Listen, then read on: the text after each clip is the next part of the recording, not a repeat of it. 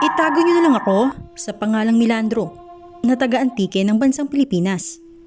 May nais po akong ibahagi ng sarili kong kwento sa inyo, Miss Lynn Rose, maging sa lahat ng ating mga listeners. Nawa po ay makapagdulot ito ng aral sa inyo.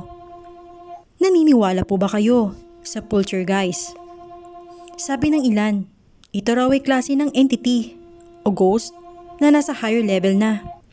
Dahil kaya raw nito magpagalaw ng gamit, gumawa ng noise o anuman na maaring umagaw sa pansin ng isang tao. Sa tuwing may isip ko ang nakakatakot na experience kong yon, ay tumataas pa rin ang mga balahibo ko sa ilang parte ng katawan ko. Nangyari ito nang minsang nadestino ako sa napakalayong probinsya ng Zambales, bandang Subic. Isa akong writer at nangangalap ako ng mga kwento ng kung anuman na napaka-interesting para maging content ko para sa isang radio telecast na pinagtatrabahuan ko. Ako kasi yung klase ng tao na mas gusto kong na-experience ang mga bagay-bagay para mas ma-appreciate ko o mas mailahad ko ng mas detalyado ang bawat eksena sa ginagawa kong journal o kwento na ginagamit namin para i-ere sa radio na pinapasukan ko.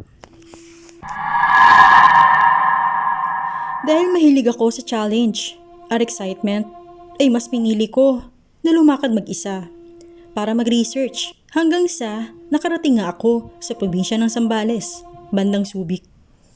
Mayroon akong tinuluyan na isang hotel doon. Grabe, napakaganda ng lugar na napuntahan ko. Para bang may sariling governance ang lugar na yun. Mahigpit ang lugar, saka may mga grupo ng pulisya ang umiikot-ikot sa lugar para magpatrol. Gayon din sa area ng hotel na napuntahan ko. Halos araw-gabi ay may umiikot-ikot doon para magsagawa ng patrolya. Base sa aking nakalap na impormasyon, ay mababa ang cases ng crime dahil sa lupit ng security na pinapatubad doon. Maging ang lahat ng sasakyan na nakaparada sa labas ng hotel ay ini-inspect din ng maigi ng bawat patrol group na umiikot-ikot para malaman kung may tao bang natutulog sa loob. Hindi ko na ididetalye yung mismong exact lugar ng tinuluyan ko kasi baka matunugan ng ilang mga nakatira roon at ako pa ang maging dahilan para mawalan ng tenant ang ilang hotel doon. Sadyang maganda talaga ang scenery na location doon. Very refreshing na sa tuwing gigising ka at susubukan mong pumasyal sa paligid ay maganda ang nakikita mo. Napapaligiran ng puro hardin, mga puno ang lugar na yun. Maganda ang scenery ng mga bundok, dagat, at pinapayagan sa lugar na yun na gumala-gala sa paligid ang mga unggoy, mga paniki, at iba't ibang klase ng ibon na lumilipad sa himpapawid. Doon sa napili kong hotel ay medyo pricey ang nakuha kong room, pero sinulit ko pa rin na magtagal pa roon ng at least 5 araw.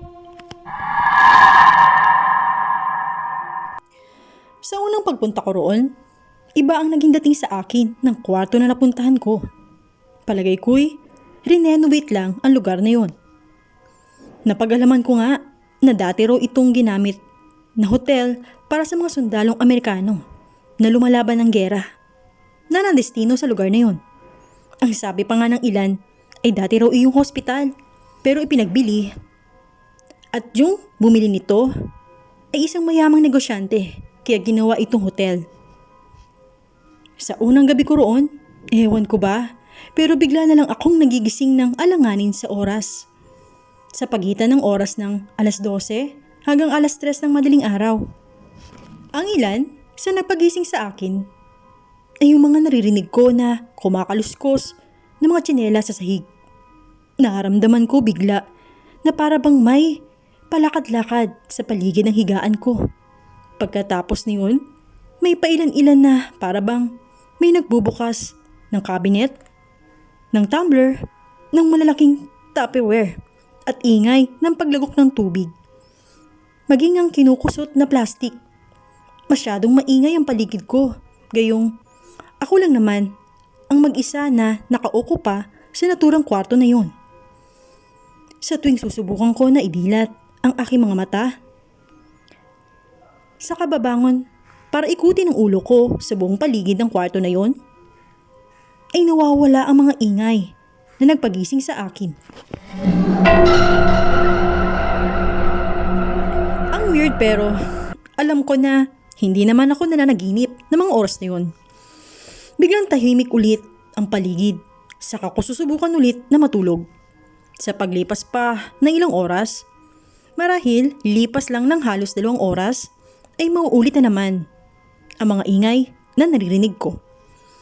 Kaluskos dito, kaluskos doon, sa kung saan saang parte ng tabi ng higaan ko. Dali-dali na naman akong gigising niyan at babangon sa kama para obserbahan ang paligid ko. Ngunit nawawala na naman ang ingay na gumigising sa akin sa mga oras na. Saka babalik muli ako sa pagkakahiga para subukan na matulog muli. Sa pagsapit ng pangalawang araw ko sa hotel na yon, ay halos puyat ako. Hindi ako nakakuha ng maayos-ayos na tulog. Nang unang gabi ko sa hotel na yon, nabalutan ako ng takot at pangamba. Malakas ang pakiramdam ko na may masamang espiritu o isang elemento ang naroon sa kwarto ko. Kung kaya't halos pinaglaruan ito sa lumipas ng ilang oras, ang oras ng pagtulog ko.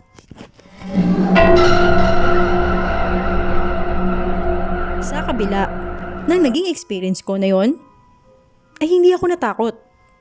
Buong tapang ko pa rin na ipinagpatuloy ang pagtulog ko sa naturang kwartong yun. Sa pagsapit muli ng hating gabi, nagpasya akong hindi matulog sa buong gabi hanggang sa oras ng 1:00 sa madaling araw para mag-obserba sa aking paligid. Nananatili lang ako na nakapikit. Nagkukunwari sa aking sarili na natutulog ako.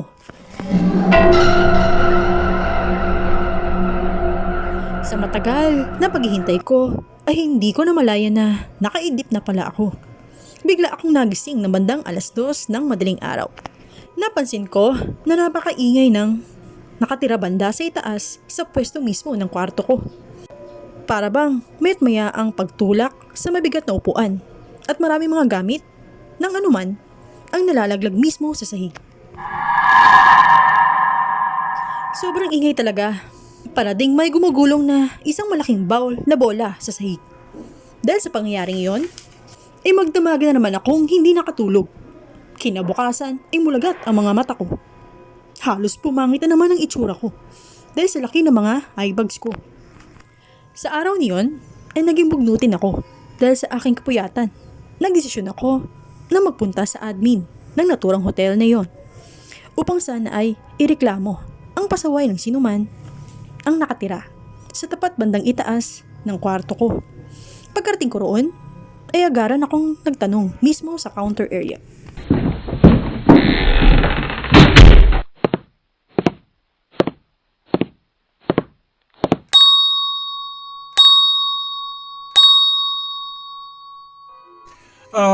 Hi ma'am.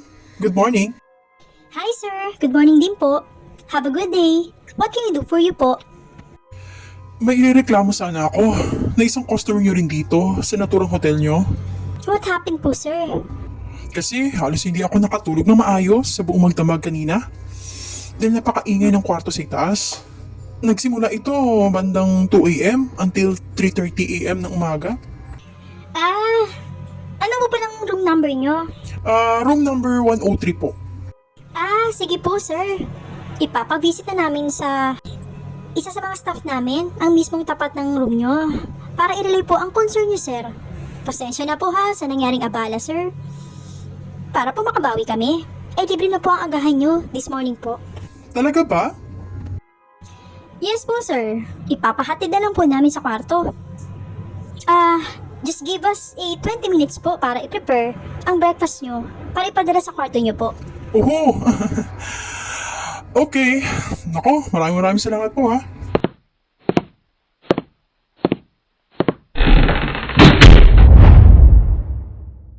Pagkatapos Pagkatapos na yon, ay bumalik agad ako sa naturang room ko. Sa pagsapit ng halos 10:00 ng umaga, ay may nareceive akong tawag mula sa nakadisplay na phone sa loob ng kwarto ko.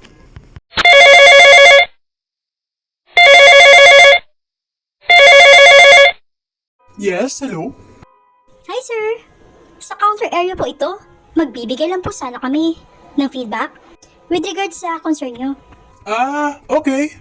Sige lang po. As of the moment po, sir, mula pa last week ay wala po nakatira sa na-concern nyo na kwarto. Kasalukuyan pong nirenovate ang kwartong yon. At ayon sa mga gumagawa roon, natapos kagad naman sila sa paggawa ng bandang 8:00 ng gabi. Kaya po, banda sa madaling araw ay nakalak po ang area na yon. Wala pong taong gumagawa roon. Oh no. Gumuhit ang matinding takot sa aking dibdib pagkatapos kong marinig ang ibinalita ng kausap ko sa kabilang linya. Bandang huli ay naibaba ko na lamang iyon. Lumakas ang kabog ng puso ko. Nasabi ko na lamang sa aking sarili na napaka-creepy talaga ng hotel na yon. Alam kaya ng may-ari ng hotel na yon yung mga nagaganap na kakaiba? Roon, matagal akong nag-isip sa mga oras na yon. At nagdadalawang isip na ako kung itutuloy ko pa ba ang pag-ukupa sa naturang hotel na yon o lilipat na ako sa ibang hotel. Bandang huli ay mas pinili ko pa rin na manatili pa na ilang araw doon.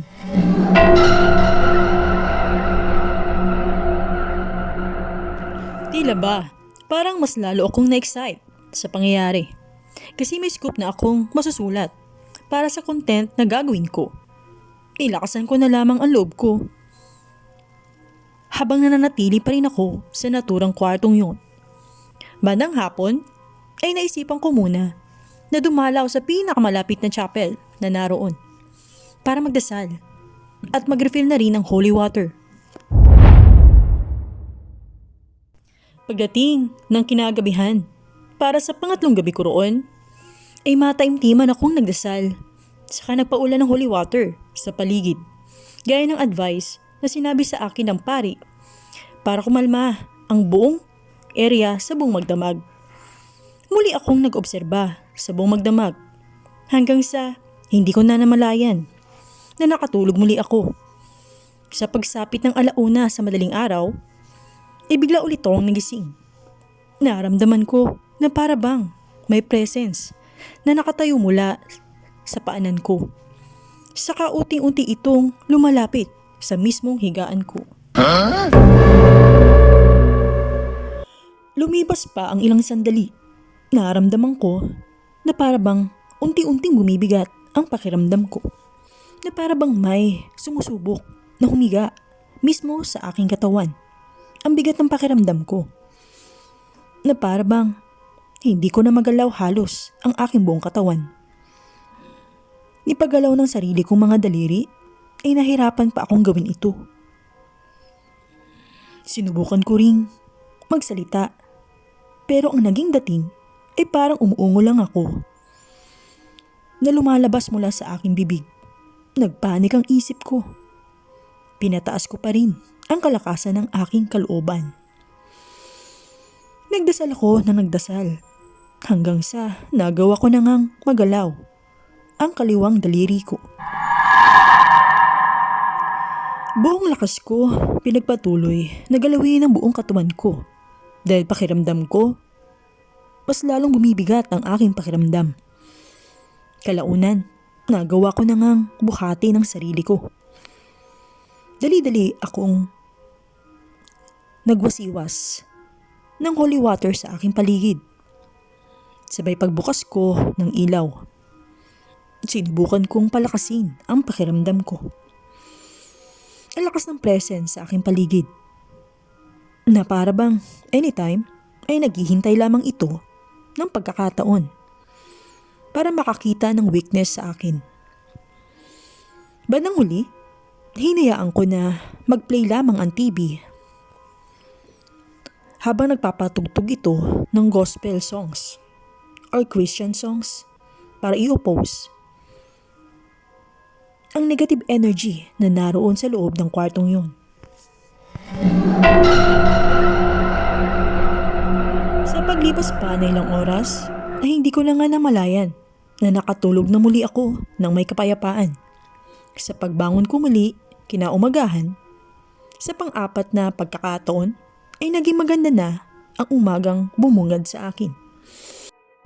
Nakatulong ng malaki ang pagpapatugtog ko ng gospel songs sa buong magdamag. Sinubukan kong lumabas muna sa kwartong yun. Saka ko nga sinubukan na mag-travel sa kung saan-saan sa paligid ng Subic para ma-appreciate ko ang kagandahan ng lugar. Marami akong napuntahan na magagandang lugar. Lalo na ang attractive scenery ng dagat doon.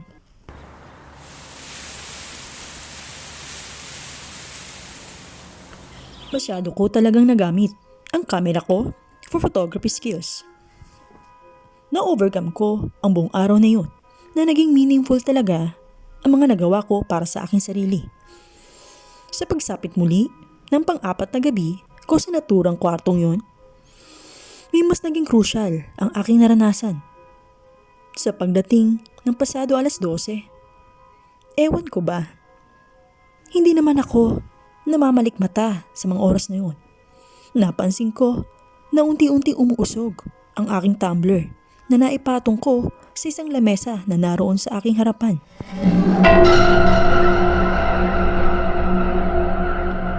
Busy ako niyon na manood ng TV. Nung una ay hindi ko ito masyadong napansin, pero masyado itong nagpapapansin.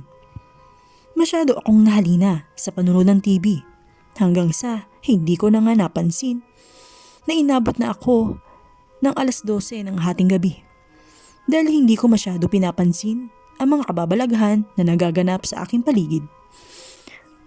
Mas lalo itong nagiging papansin. Sa paglaon pa ng mga oras, ay mas lalong lumalala ang mga pagpaparamdam sa loob ng kwartong yun. Kalaunan, bigla na lang itong nalaglag sa sahig. Hindi pa doon natatapos ang lahat. Maging ang aking bag ay nalaglag din sa gilid ng aking kama.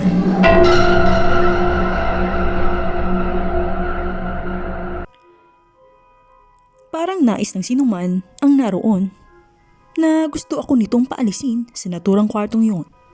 Inulit ko muli ang ginawa ko nitong mga nakaraang gabi. Nagpatugtog muli ako ng gospel songs sa buong magdamag. At naging payapa nga ulit ang aking pagtulog. Same procedure pa rin na nagdasal ng mataimtim. Sabay saboy ng holy water sa aking paligid bago ako natulog sa buong magdamag na yun. Kinabukasan, pang-5 araw ko na. Sa madaling salita, ay panghuling gabi ko na sa naturang kwartong yun. Napansin ko sa pagsapit ng sobrang gabi ay masyadong mahangin sa labas ng hotel na yun. Nainganyo akong magtungo sa bintana, saka ko ito binuksan at nag-obserba sa paligid. Masyadong magalaw ang mga sanga at puno. Mabango ang simoy ng hangin sa labas. Kahit na gabi na, ay kumakalat pa rin ang liwanag sa buong paligid na nanggagaling sa liwanag ng poste ng ilaw. Maging sa liwanag na nagmumula sa kabilugan ng buwan. Nahalina akong sumilay sa kalangitan dahil napakaganda ng liwanag ng buwan. Sa paglipas pa na ilang sandali, may nahagip ang aking mga mata. May korte ng hugis katawan ng isang tao ang napansin ko na nakatayo sa taas ng sanga ng isang malaking puno na nasa gilid lamang ng kinaroroonan ng aking kwarto.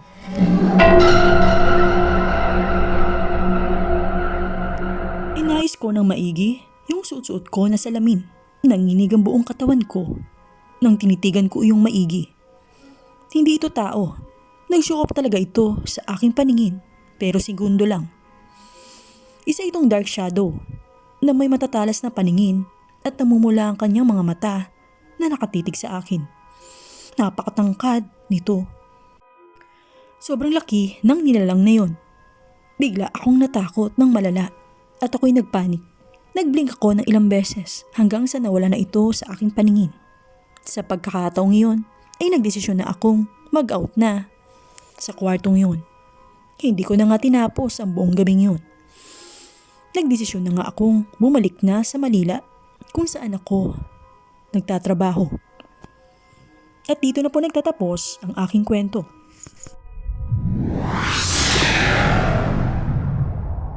Hi po, kamusta po kayong lahat? Nagustuhan niyo po ba ang ating shinare na kwento sa inyo? Kung ito yung nagustuhan, huwag niyo po kalimutan na mag-subscribe, i-share ito, mag-like, at mag-comment sa aking YouTube channel kung may nais po kayong sabihin. At huwag niyo po kalimutan na i-click ang bell para always po kayong ma-notify sa mga susunod pa na experiences ang ating isi-share sa inyo. Maraming salamat po and have a good day!